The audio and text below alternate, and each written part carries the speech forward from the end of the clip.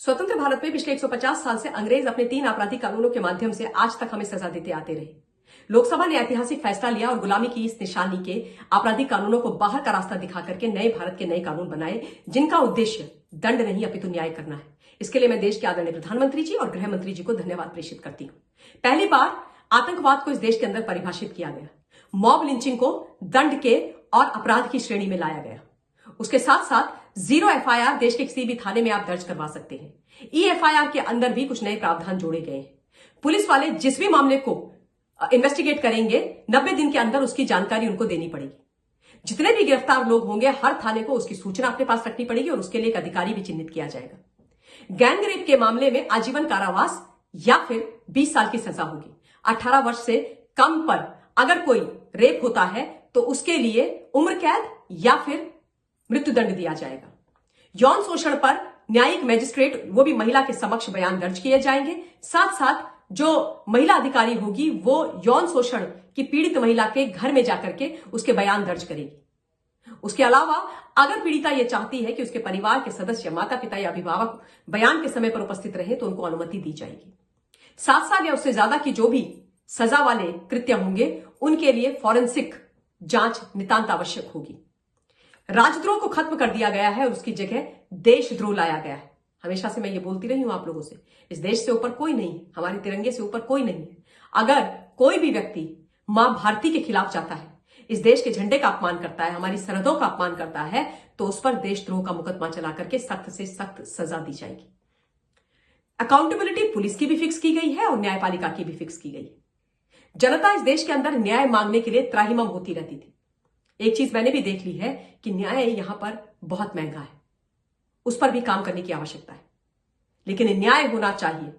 जो निर्दोष हैं, जिनको गलत तरीके से फंसाया जाता है, उनके खिलाफ अननेसेसरी एक्शन पुलिस के द्वारा, न्यायपालिका के द्वारा लेकर के उनको प्रताड़ित नहीं किया जाना चाहिए।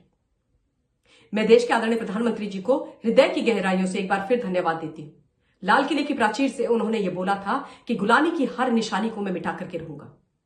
और ये जो आज लोकसभा में हुआ है वो एक बहुत ही महत्वपूर्ण कदम उस ओर लिया गया है देश के प्रधानमंत्री जी के द्वारा।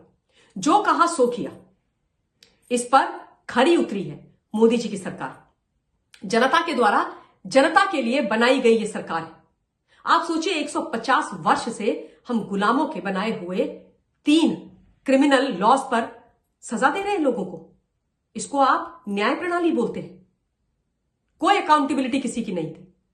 कोई व्यक्ति गिरफ्तार हो जाए उसका कोई अता पता नहीं होता था। पुलिस वालों की मर्जी पर परिवार वाले रोते चिल्लाते न्यायालय में जाते थे कि हमारे घर का सदस्य गायब है, हमें नहीं पता वो कहां है। पुलिस से पूछो तो पुलिस कहती थी हमें नहीं जानकारी, अब करके दिखाओ, अब करके दिखाओ। हर एक की जानकारी रखनी पड़ेगी, वरना जो थाना, जो पुलिस वाला गलत काम करेगा और इन जो लॉ बने हैं उनके बाहर जाके काम करेगा तो उसको कड़ी से कड़ी सजा दी जाएगी। मैं ये तमाम चीजें आपको जो महत्वपूर्ण है वो बता रही हूं। कई चीजें हैं इसके अंदर, बहुत बड़ी चीजें हैं। मैं आपसे यही निवेदन करना चाहती हूं कि प्लीज ये जो नए कानून है ना उनको आप पढ़िए। स्वतंत्र भारत में हम आज भी गुलामों की कॉर्निश बजा रहे थे, गुलामों के बनाए हुए कानूनों पर चल रहे थे। मॉब लिंचिंग से कितने लोगों को मारा गया, कितनी निर्ममता, निर्दय तरीके से मारा गया। क्यों नहीं ये जो इंडिया अलायंस बना है, जब ये सत्ता में था तो उन्होंने मॉब लिंच को एक जघन्य संगीन अपराध घोषित किया। क्यों नहीं उसके लिए तब उन्होंने आजीवन कारावास की सजा तय करी? किसने रोका था उनको?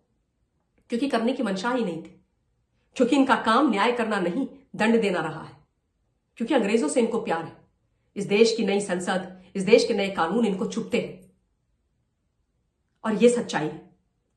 बहुत सारी चीजें हैं, कोशिश करूंगी कि इस पर लाइव भी करूं, लेकिन अभी के लिए इतना ही। धन्यवाद। वंदे मातरम।